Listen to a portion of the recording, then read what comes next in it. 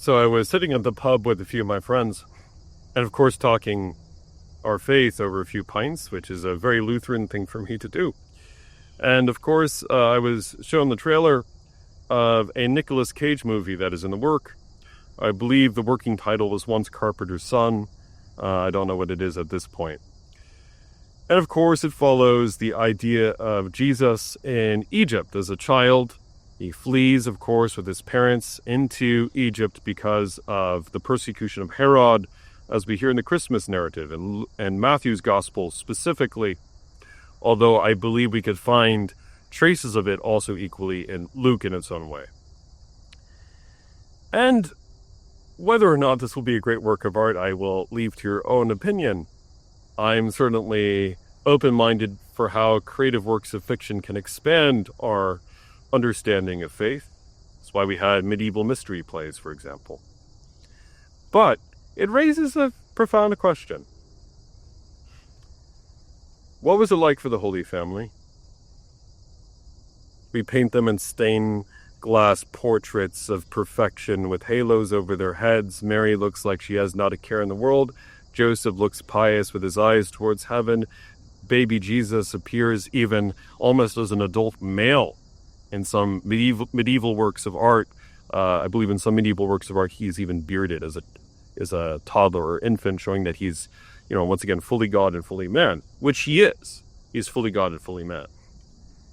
But when I was speaking with Steve Ray, the Roman Catholic apologist, when I was still in the throes of 2020, discerning my priestly vocation, he pointed out in a program that when the Holy Family got up in the morning, the first thing they did was try to find physical relief from the night before, that they would have been ordinary women and men to the naked eye, with dirt under their fingernails, when in reality you have she who is the Mother of God, perfect in her love.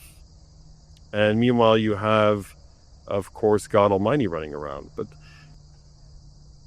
now, whether you are a Protestant who denies the Immaculate Conception, although Luther affirmed it, or whether you are a Roman Catholic who affirms it, no matter your view of Mariology, how perfect Mary is or isn't, I think we all can say that the Mother of God had tough days. Do you think it was easy traveling heavily pregnant all the ways to Bethlehem? Do you think it was easy being even in a Jewish community in a foreign land in Egypt?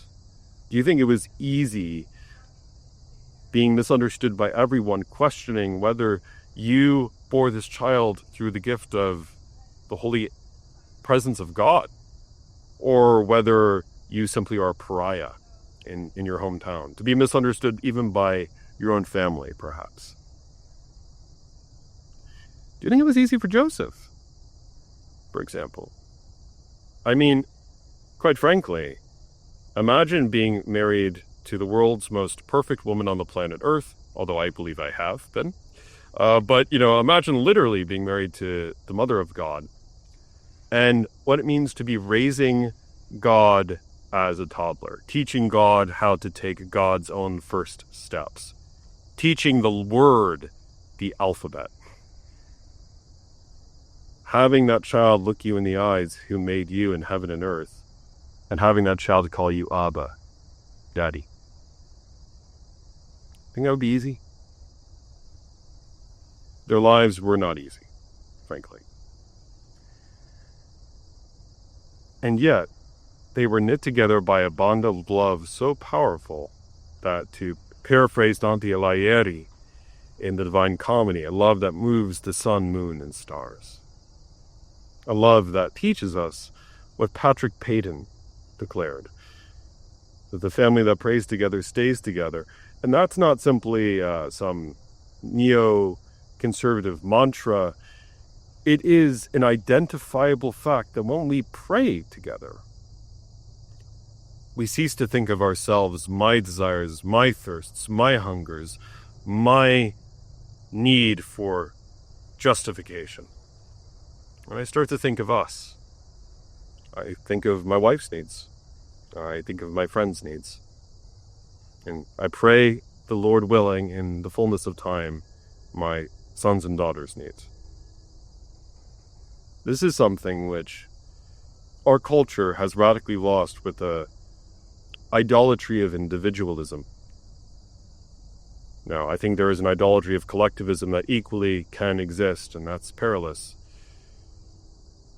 But speaking as a Westerner and as an American, we are taught to self-actualize what I think is most meaningful in the world.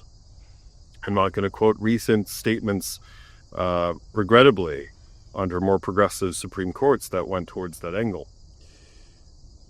But instead, when I come to the Eucharist, and I realize I am one bread, one body, with the person who is driving me crazy with the squeaky boots on the wooden floor next to me, or with the one who is annoying me most, for any reason, and that they are equally beloved and equally my neighbor, that changes what it means to actually love, doesn't it?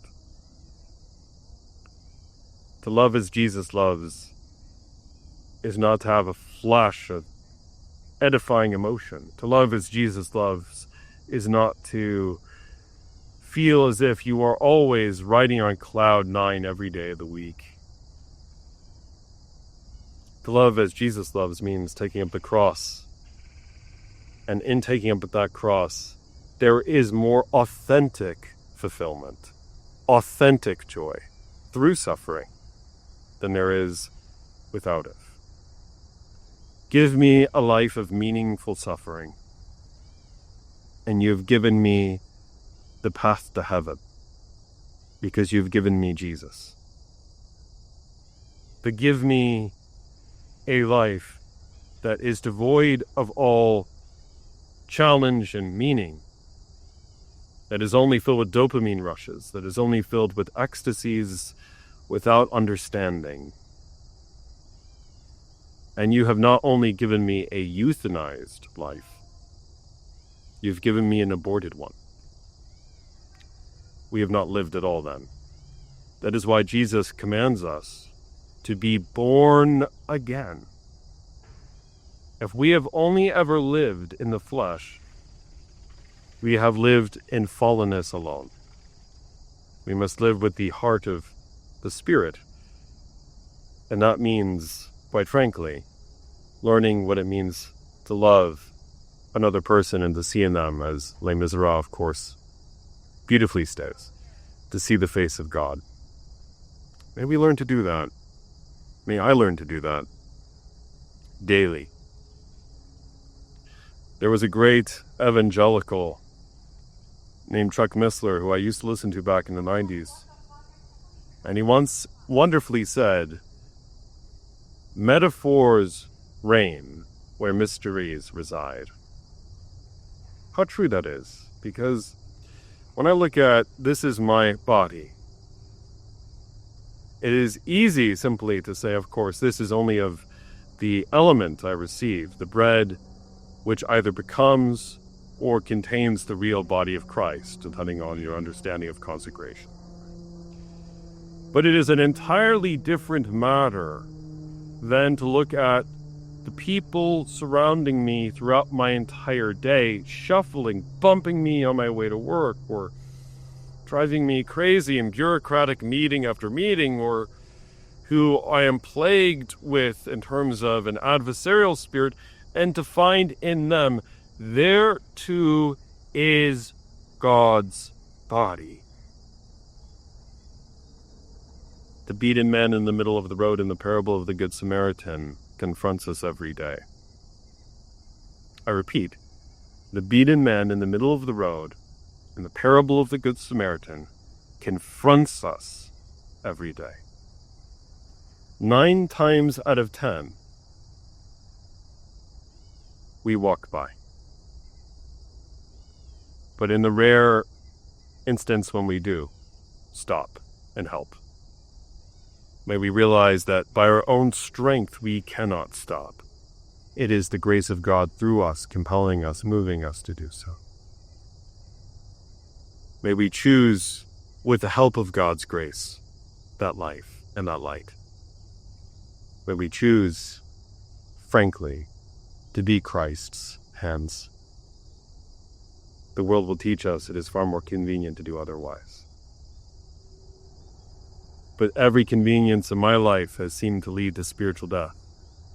And every cross Jesus has given me, blindness included, has seemed to teach me something about spiritual life. Life that lasts. May that blessing remain with us. In the name of the Father, and of the Son, and of the Holy Ghost. Amen.